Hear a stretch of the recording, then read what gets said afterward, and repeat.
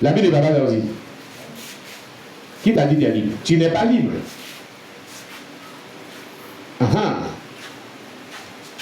Alléluia. Donc, en vain, toutes choses concernant la question du mariage et du divorce, faisons beaucoup attention. Quand j'ai dit à cette femme, cette maman-là, la semaine que, tu vois,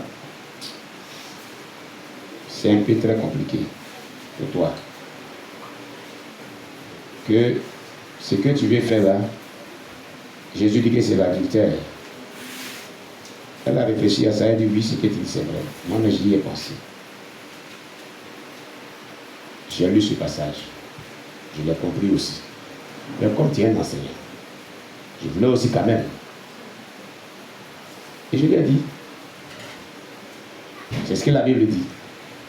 C'est ce que Jésus dit. Amen. Amen. Luc 16, verset 18, où il est encore plus clair dessus, vous allez comprendre. Il parle des deux côtés. Jésus parle des deux côtés là maintenant. Prenez Luc chapitre 16, verset 18. Dans Matthieu, là, on a parlé de l'homme seulement. Mais ici, on parle de la condition de la femme qui dit voir la semaine. C'est dans Luc 16, verset 18. Luc chapitre 16, verset 18. Pour tout le monde. Luc chapitre 16, le verset 18.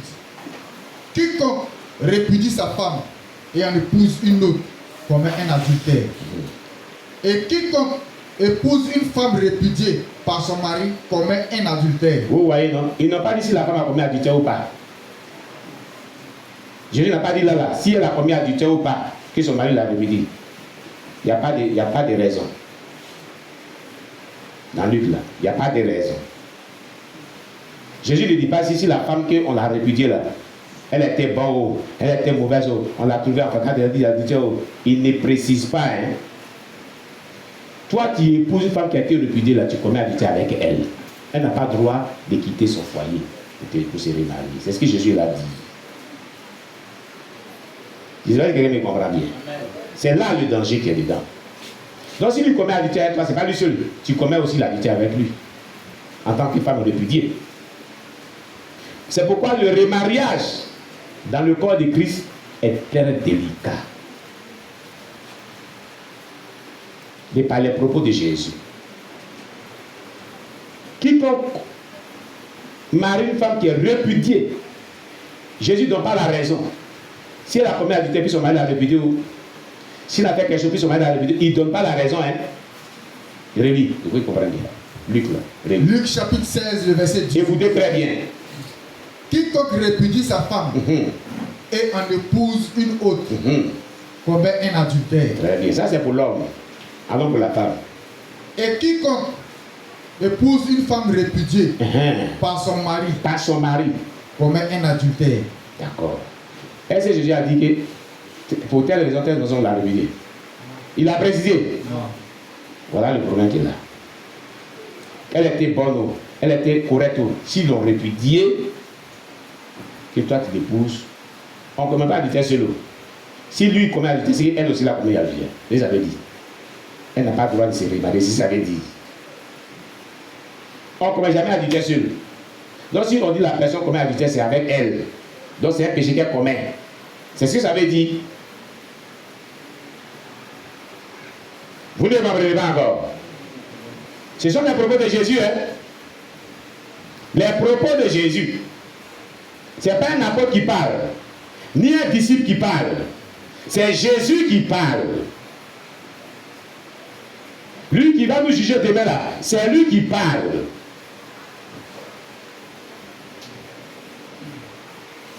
Celui qui épouse une femme qui a été répudiée commet un adultère avec elle. Donc elle aussi elle commet un adultère avec lui. Jésus ne donne pas la raison de sa répudiation. Raison pour laquelle on l'a répudiée, il ne donne pas ça. Il dit peu importe, ça m'est égal. Une fois qu'elle a été répudiée, que tu es avec elle, tu as commis l'adultère.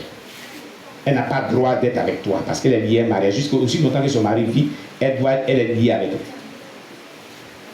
C'est ce que ça veut dire. Je sais pas si quelqu'un comprend bien. Nous examinons les propos de Jésus. Amen. Amen. Donc si quelqu'un veut prendre la décision de divorcer, la personne doit faire très attention à la décision qu'elle prend. C'est pour la vie et la mort et le salut de son âme. Vous comprenez? Amen.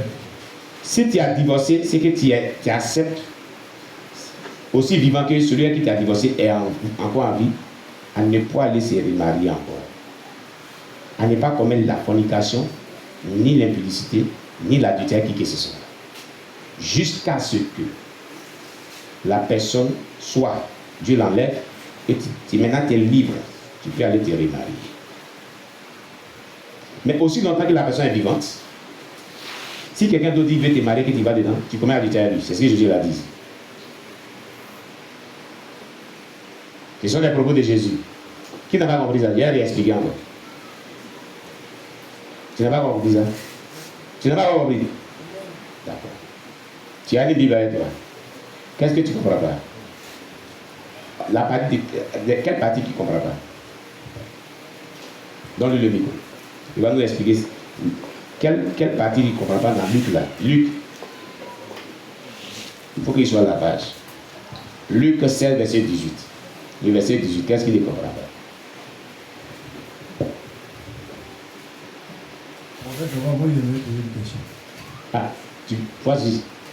Moi, je demande si le mari est infidèle, Oui. que la femme, le garçon a commis un adultère. Oui. La femme n'a pas le droit de se remarier.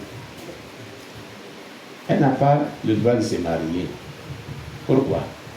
La Bible dit que l'amour supporte tout. L'amour couvre toute une multitude de ce péché. Moi, en fait, je me dit que, bon, je me dis que non, que le monsieur n'est pas fait pour elle. Hein? Ouais, C'est maintenant là. Ça, c'est la question que je pose. Si je pose depuis le débat, avant qu'il rentre dans le mariage. On gêne, on prie pour ça. Avant de s'engager dedans. On ne se lève pas comme ça pour se marier. Ce que tu soulèves maintenant là, au moment où il y a des cas là, c'est pas maintenant. C'est avant que quoi que ce soit entrepris. Pour cette union.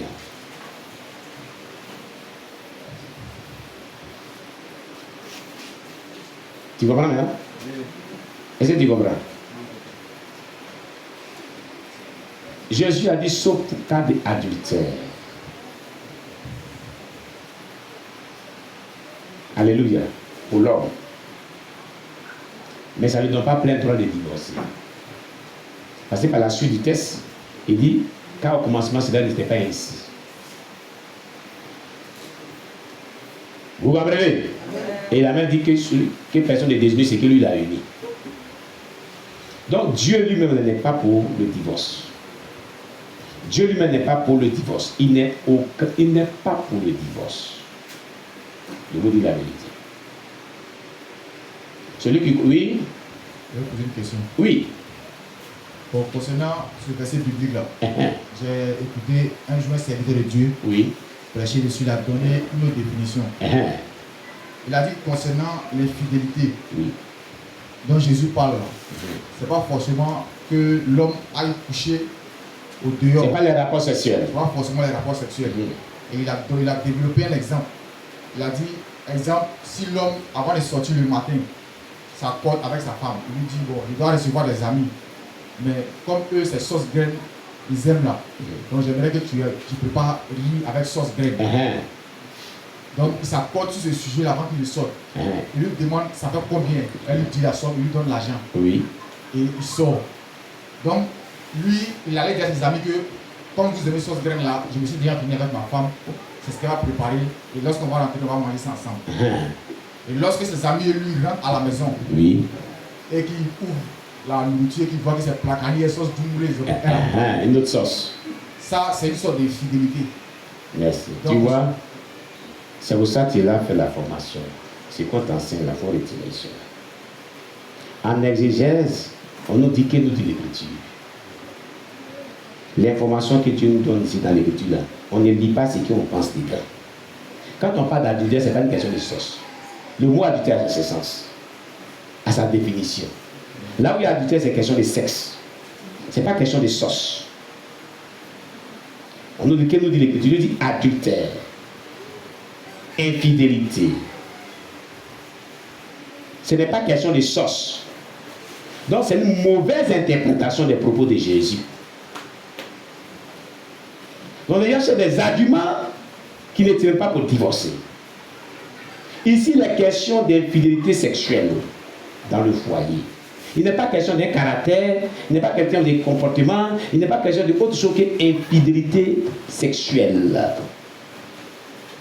Depuis Moïse, Moïse nous donne une lettre de divorce. C'est un texte tout entier, c'est l'appel qu'on parle de ça. Moïse nous dit de donner une lettre de divorce. Où on parle de lettre de divorce là, c'est question d'infidélité. Quand on trouve une femme en flagrant délit d'adultère, ils ont parlé de ça. On avait apporté cette femme-là même. L'histoire raconte qu'ils ont apporté une femme auprès de Jésus. Hein? C'est pas question de sauce. Donc les gens interprètent mal la Bible. En étude de la Bible, on dit qu'elle nous dit l'Écriture. C'est pas ce qu'on pense là qu'on impose. Parce que je connais les gens, ils disent qu'on peut divorcer. Si il n'y a pas femme de ministère, si il y a femme qui a un mauvais comportement, tu ne peux pas divorcer. Dieu est contre le divorce. Dieu n'est pas pour le divorce. Dieu est contre le remariage pendant que la personne est en vie. Mais si la personne n'est plus en vie, tu peux te remarier. On ne dit pas d'aller devenir sorcier pour tuer la personne. On ne dit pas d'aller pour aller empoisonner la personne. Et les gens disent, ah, je suis fatigué, je vais attendre. Je vais payer les loupas, aller le tuer. Non! Dieu ne veut pas. Il y en a qui ont fait ça. Hein? Il y en a qui ont fait ça. Vous riez. Il y a des hommes ou des femmes qui ont fait ça. Parce qu'ils attendaient la mort de la personne ne voulait pas.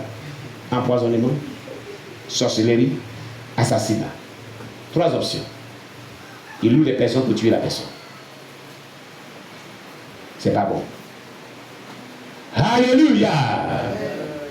C'est pas bon. Que le nom du Seigneur soit béni. Alors, chers bien-aimés, je vais m'arrêter là. Alléluia. Ce que tu dois savoir, tu dois pardonner. Fils, dis à mon peuple de se réconcilier avec quiconque les a offensés ou avec toute personne qu'ils ont offensée. Il faut qu'ils règlent les mésententes qu'ils ont avec les gens. Parce que s'ils ne le font pas, comme je l'ai dit, ils seront pris au piège de ces souffrances, de ces offenses. Ils seront pris au piège de ces souffrances au jour du jugement. Voilà ce que Kingsley Bane nous dit. Au jour du jugement. Car les offenses qui ne sont pas réglées conduiront les gens en enfer. En outre, le Seigneur me dit, fils, bon nombre d'agents des ténèbres sont relâchés depuis le royaume des ténèbres pour attaquer ton église. Le ministère de réveil fontaine du salut. Toi et ton peuple devez être très sérieux dans la prière. Les agents du monde des ténèbres sont commissionnés à envahir ton église avec la séduction et la confusion. Et ils viendront en se déguisant pour que personne ne les remarque.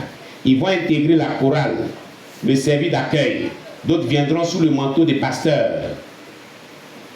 Tous ceux-ci ont reçu une seule mission, celle d'abattre l'église comme ils l'ont fait à d'autres églises. C'est la raison pour laquelle tu vois et entends les gens en train de fomenter des accusations contre la personne parce que Lucifer, la reine de la côte et reine du ciel veulent s'en servir pour te confondre et te distraire de l'œuvre que tu as accomplie pour moi. Seulement, tiens tes oreilles fermées aux accusations. Qui s'est banni à l'église aussi? Telle personne a fait ceci. Dieu lui a dit, il faut fermer tes oreilles sur tout ça. Ferme tes oreilles sur tout ça. Ouais, ce témoin même est prophétique. Jésus lui a dit, ferme tes oreilles sur tout ça. Sache que tu ne travailles pour personne, mais pour moi et mon Père. Je récompenserai tout le monde selon son œuvre. Puis le Seigneur Jésus-Christ poursuivit en ces termes. Mon fils, enseigne ma parole à mon peuple pour que j'aie tout ce que j'ai recommandé, enseigne-les à mon peuple. Continue à enseigner et à rappeler à mon peuple toutes les choses que je t'ai montrées au ciel et en enfer. Ne te relâche point. Même si les gens doutent de toi, continue de leur tout dire pour qu'ils n'aient aucune excuse à présenter devant moi. Vous voyez, toute la vérité doit être dite aux gens. Les pasteurs sont supposés dire toute la vérité. Elle est dure, elle est rigide, elle est mou, elle est insupportable. Dieu dit, il faut qu'on vous dise la vérité. Pour que le jour que vous serez devant lui,